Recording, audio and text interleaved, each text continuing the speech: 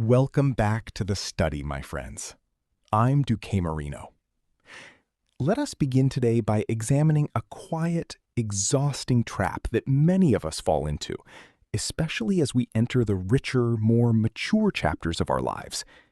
It is a remarkably subtle snare. It does not announce itself with a loud crash. Rather, it creeps into our days silently, wearing the respectable disguise of duty and politeness. It is the trap of saying yes, when every single fiber of our being is quietly, desperately screaming no. As we step into our second act, we often assume that we will finally have total control over our days. Yet somehow, the exact opposite happens. Think back carefully over your past week. How many times did you accept a social invitation you privately dreaded?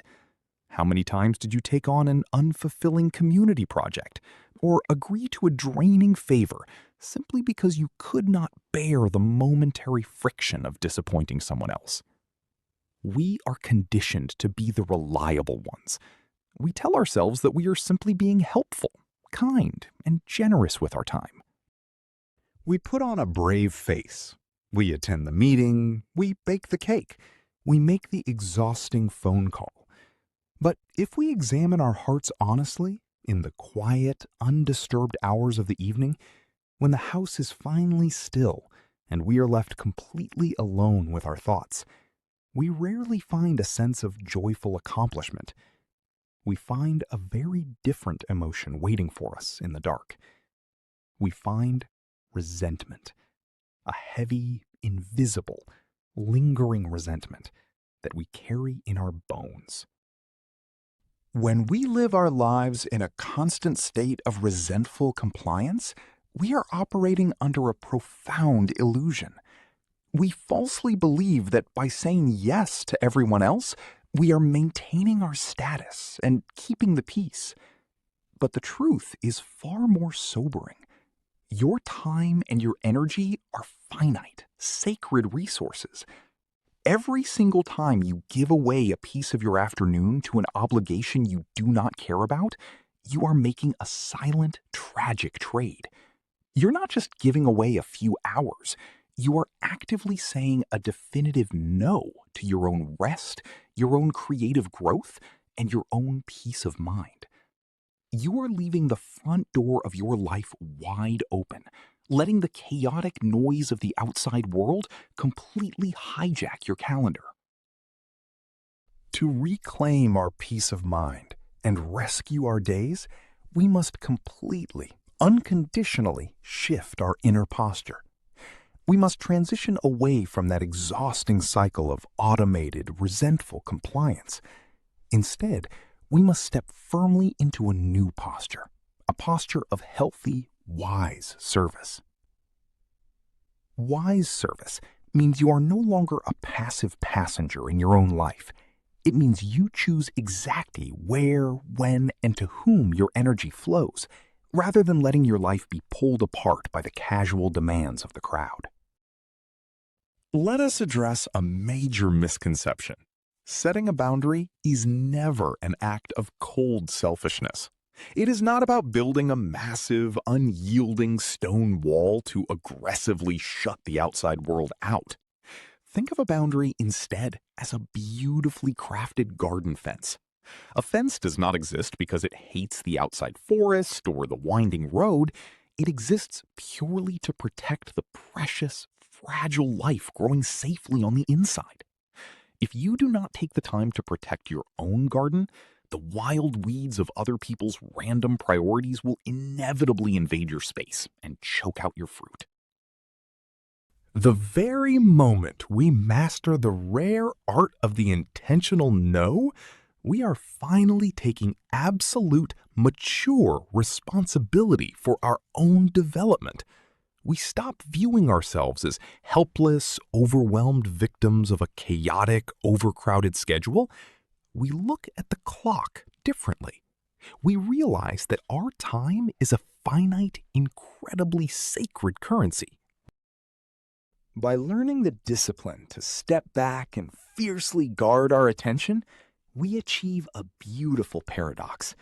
We ensure that when we do choose to say a wholehearted yes, whether to our beloved families, our local communities, or our deeply personal creative endeavors, we are not handing them a leftover scrap. Instead, we are giving them our genuine, joyful, and absolute presence. We give them the best of us, not a tired, fragmented, and distracted version of ourselves. So the question inevitably shifts from theory to execution.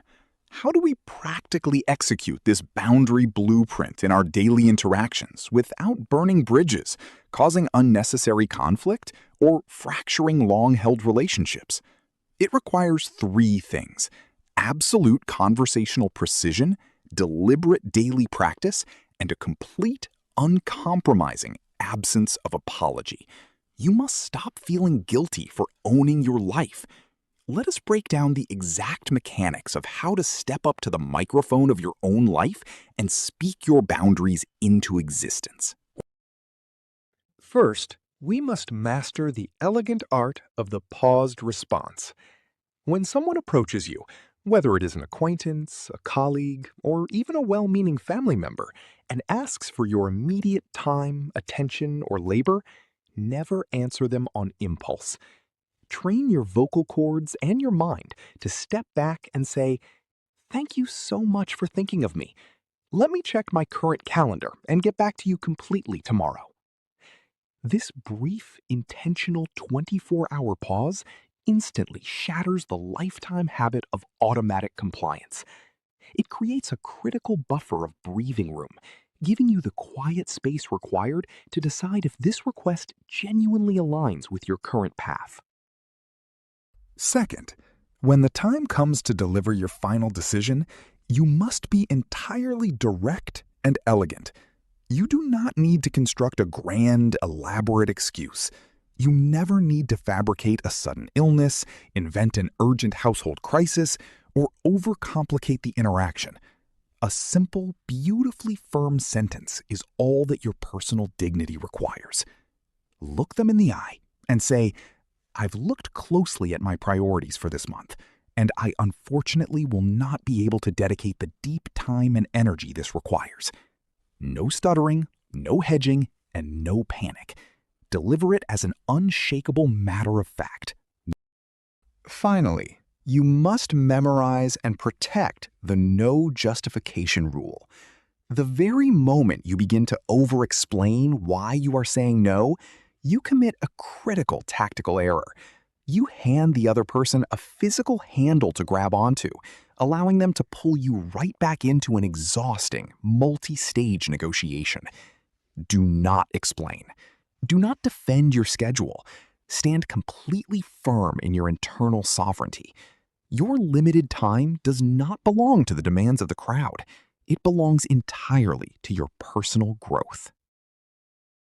My friends, as we gracefully navigate our second act, fiercely guarding our attention becomes our absolute highest duty. We must look at the horizon honestly. We no longer possess the reckless luxury of wasting precious years trying to fulfill the trivial, fleeting expectations of others. The power of no is not merely a social boundary. It is the ultimate high-status tool for reclaiming your calendar, your energy, and your ultimate destiny. It is the exact mechanism by which you ensure your hard-won strength is saved entirely for what truly matters most in your life. Now, I want to hear directly from you. Our community thrives when we share the weight of our choices. Tell me in the comments sections below, what is the single biggest obligation, unfulfilling invitation, or heavy request you are currently facing that you know, deep down in your soul, you need to say a definitive no to this week? Let us stand together as a sovereign community of elders, share our resolve, and protect our sacred time collectively. I'm Duquemarino. Keep your curiosity sharp, keep your silver compass pointing north, and always remember, every single time you say no to the outside noise, You are saying a magnificent, unyielding yes to your own future. The journey truly begins now.